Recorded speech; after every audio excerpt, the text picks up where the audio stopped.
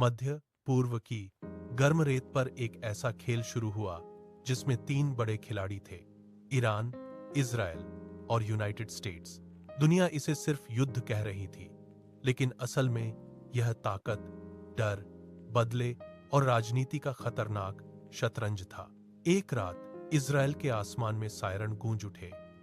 लोगों ने मोबाइल उठाए, टीवी ऑन हुए और खबर आई, ईरान की तरफ से मिसाइलें आ रही हैं। आसमान आग की लकीरों से भर गया। इजराइल का आयरन डोम कई मिसाइलें रोक रहा था, लेकिन डर हर घर में पहुंच चुका था। दूसरी तरफ ईरान के बड़े अधिकारी टीवी पर बोले, अब हम चुप नहीं बैठेंगे। ईरान को लग रहा था कि उसकी ताकत दुनिया को दिखानी जरूरी है। उसकी जनता में गुस्सा भी था और गर्व भी। फिर एंट्री हुई यूनाइटेड स्टेट्स की। अमेरिका ने अपने युद्धपोत और लड़ाकू विमान भेज दिए। उसने कहा, अगर हमारे साथी पर हमला होगा तो जवाब मिलेगा। अब पूरा मध्य पूर्व बारूद के ढेर पर बैठा था। युद्ध शुरू होते ही तेल की कीमतें बढ़ गईं। दुनिया भर के बाजार हिल गए। कुछ हथियार बनाने वाली कंपनियों की कमाई बढ़ने लगी। अमेरिका को लगा कि उसने फिर साबित कर दिया कि उसकी सेना सबसे ताकतवर है, लेकिन नुकसान भी कम नहीं था।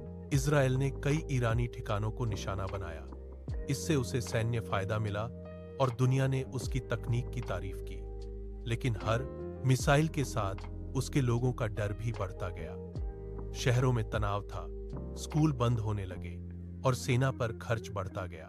ईरान ने भी दुनिया को दिखा दिया कि वह सिर्फ धमकी नहीं देता, जवाब भी दे सकता है। उसके समर्थकों ने इसे शक्ति प्रदर्शन कहा, लेकिन अंदर ही अंदर उसकी अर्थव्यवस्था कमजोर होने लगी।